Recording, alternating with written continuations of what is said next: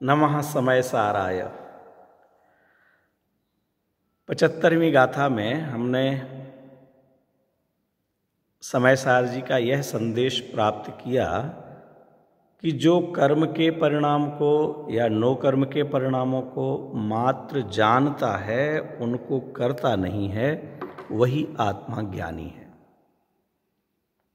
कर्म के परिणाम और नो कर्म के परिणाम। कर्म के परिणाम में द्रव्य कर्म और द्रव्य कर्म के निमित्त से होने वाले भाव कर्म, इन दोनों को ग्रहण करना है। यहाँ पर नो कर्म को तो पौद्गलिक कहा ही है, द्रव्य कर्म ज्ञानावरणादि को तो पौद्गलिक कहा ही है, क्योंकि वे पुद्गल की ही रचना हैं। लेकिन जो मोह, राग, द्वेष और यहाँ तक कि इंद्रिय जनित सुख और दुख, इन भावों को भी पौद्गलिक कहा गया है, क्योंकि ये पुद्गल कर्म के उदय के निमित्त से होते हैं। इनमें पुद्गल कर्म को व्यापक बतलाया है। पुद्गल कर्म व्यापक है और मोह, राग, द्वेष, सुख, दुख ये व्याप्य हैं। इन मोह, राग, द्वेष, सुख, दुख में आचार्य देव कहते हैं चेतना नहीं है, चैतन्य नहीं है, ये जीव के स्वभाव के अनुरूप नहीं है। इसलिए हे भाई, इन मोह, राग, द्वेष, सुख, दुख को भी अपना कर्म मत समझो, अपना कार्य मत समझो। ये भी पुद्गल की रचना है। इसे पुद्गल के खाते में जाने दो, उस पर से दृष्टि हटाओ, एकमात्र अपने चैतन्य स्वभाव पर दृष्टि लाओ। मात्र जानना मेरा काम, इस को ही निर्धारित करो।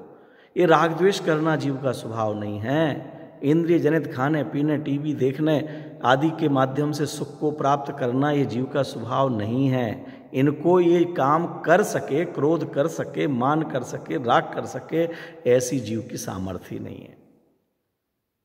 हम मंदिर में जाते हैं पूजन करने के लिए, फिर पूजन करते करते हमारे लिए दुकान की याद आ जाती है, रिश्तेदारों की याद आ जाती है, बेटा बेटी याद आ जाते हैं, खाना पीना याद आ जाता है, लेन देन याद आ जाता है। तो क्या ये भाव करने के लिए हम मंदिर गए थे कि नहीं? लेकिन वो भाव वहाँ पर होना थे तो हो गए। तत्संबंधी कर्म का उदय अंतरंग में कारण बना। भगवान सामने भगवान है, हाथ में जिनवाणी है, सामने अष्टद्रव्य है, और अष्टद्रव्य के स्थान पर हमारे लिए भोजन याद आ रहा है, व्यापार याद आ रहा है। इससे सिद्ध हो रहा है कि इन भावों के कर्ता हम नहीं हैं। घर में बैठे बैठे हमें लड़ाई झगड़े याद आ जाते हैं, घर में बैठे बैठे हमें सम्मेद शिखर याद आ जाता है, सम्मेद शिखर के दर्शन करने के भाव हो जाते हैं। इसका मतलब बाहर में संयोग क्या है उनसे अंतर नहीं पड़ता। अंतरंग में जिस संबंधी कर्म का उदय का निमित्त हो वैसे भाव हो जाते हैं। इसलिए आचार्य देव ने कहा इन भावों में कर्म व्यापक है और कर्म पुद्गल है, तो ये भाव भी पुद्गल हैं। ये ध्यान रखना, कल भी कहा था कि इन भावों में स्पर्श रस गंध वर्ण नहीं देखना कि ये खट्टे हैं कि मीठे हैं, ठंडे हैं कि गर्म हैं। ये खट्टे मीठे ठंडे गर्म रूप पुद्गल नहीं है, लेकिन पुद्गल के निमित्त से होने के कारण इनको पौद्गलिक कहा। अपने स्वभाव से विपरीत होने के कारण इनको पौद्गलिक कहा। दुख का कारण होने से इनको पौद्गलिक कहा। इनके लक्ष्य से सम्यक दर्शन की प्राप्ति नहीं होती, इसलिए पौद्गलिक कहा। इस तरह मित्रों इनका अकर्ता सिद्ध किया।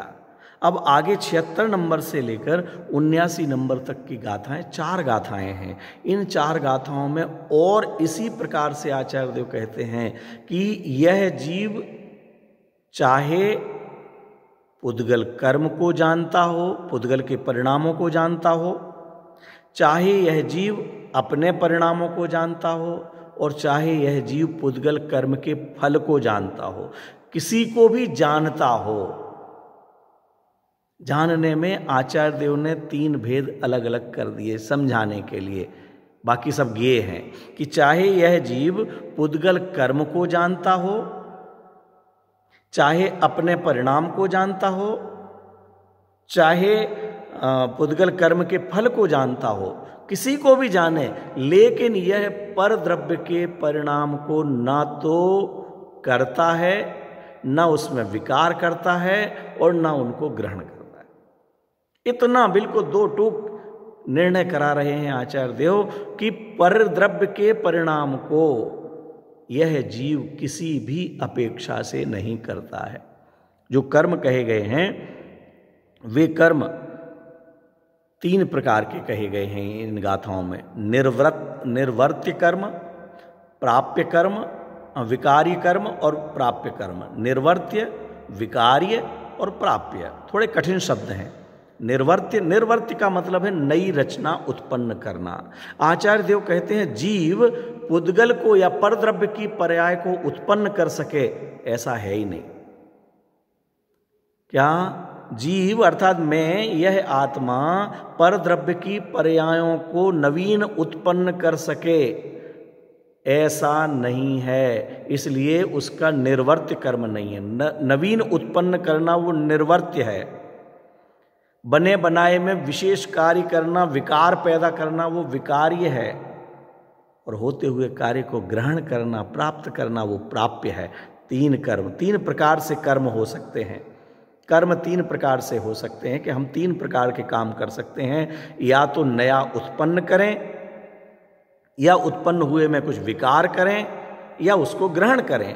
आचार्य देव कहते हैं परद्रव्य की पर्याय को ये तीनों प्रकार से नहीं कर सकता, एकमात्र जानता रह सकता है। जानने के अलावा परद्रव्य की पर्याय को निर्वर्त्य करे, माने नवीन उत्पन्न करे, ऐसा नहीं है। उसमें विकार करे, ऐसा नहीं है। उसको ग्रहण करे, ऐसा भी नहीं है।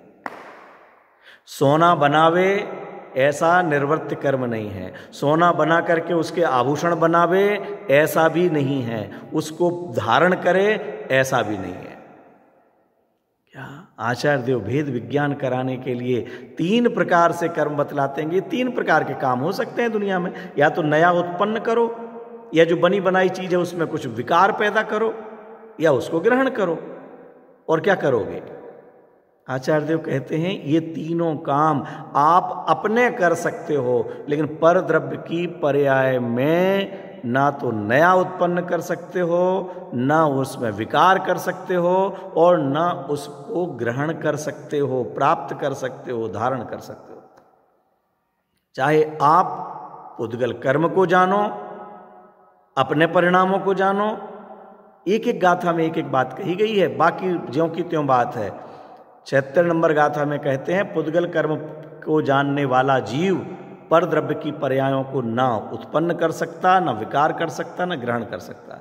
77 नंबर गाथा में कहते हैं कि अपने परिणामों को जानने वाला जीव परद्रव्य की पर्याय को ना नवीन उत्पन्न कर सकता, ना उसमें विकार कर सकता और ना ग्रहण कर सकता।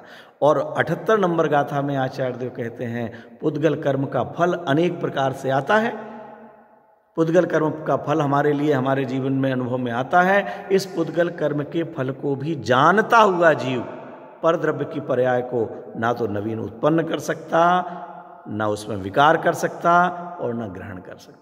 इस तरह 3 गाथाओं में एक जैसी बात को केवल इतना परिवर्तन किया कि ये जानता किसको है। इसका अर्थ आचार्य देव कहते हैं कि तुम्हें जानने ज्ञेय अलग अलग दिखाई दे सकते हैं, तुम उन ज्ञेयों को जान सकते हो केवल, लेकिन परद्रव्य में जाके, पुद्गल में जाके, धर्म आकाश में जाके किसी में कुछ कर सको, किसी को प्राप्त कर सको, ऐसी सामर्थ्य नहीं है। उस पर से दृष्टि हटाओ, ऐसी शक्ति नहीं है, क्योंकि आवश्यकता भी नहीं है। हम क्यों दूसरों के घर में जाकर के काम करने के लिए जाएं भाई? हमें अपने काम है ना। मैं अनंत गुणों से भरपूर हूं, मैं अपने अनंत गुणों का काम करूं, अन्य का काम क्यों करूं? मेरा घर है, मुझे सफाई करना तो अपने घर में करूं, दूसरे के घर में जाके मैं क्यों करूं? तो आवश्यकता भी नहीं है, ये बात समझना चाहिए। उसके बाद 79 नंबर गाथा में इससे थोड़ी सी मन पुद्गल द्रव्य की तरफ से बात करते हैं कि ये जीव तो जानने वाला है। पुद्गल कर्म को जानो, अपने परिणामों को जानो, और चाहे पुद्गल कर्म के फल को जानो, लेकिन परद्रव्य की पर्याय को नहीं जान सकते। अब कोई अज्ञानी सोचे कि ठीक है, जीव तो जानने वाला है, समझदार है, आपने समझाया तो वो समझ गया और परद्रव्य की पर्यायों को नहीं करता। लेकिन पुद्गल द्रव्य तो कुछ नहीं जानता, वो आकर के हमारे अंदर कुछ कर जाए तो, पुद्गल कर्म आकर के, पुद्गल द्रव्य आकर के जीव का काम कर जाता हो तो ऐसा हो सकता है? नहीं जानने वाला तो काम कर सकता है ना, अज्ञानी, ज्ञान रहित।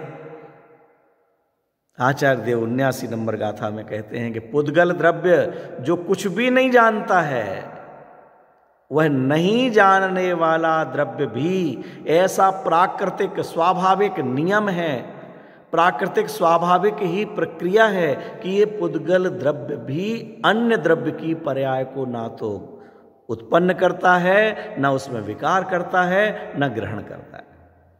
पुद्गल द्रव्य के लिए एक ही बात है, क्योंकि उसके और गेय हो नहीं सकते हैं, वह नहीं जानता। बस इस तरह 3 गाथाओं में आचार्य देव ने जीव को समझा के बारे में बतलाया, और चौथी गाथा में पुद्गल द्रव्य की तरफ से कहा।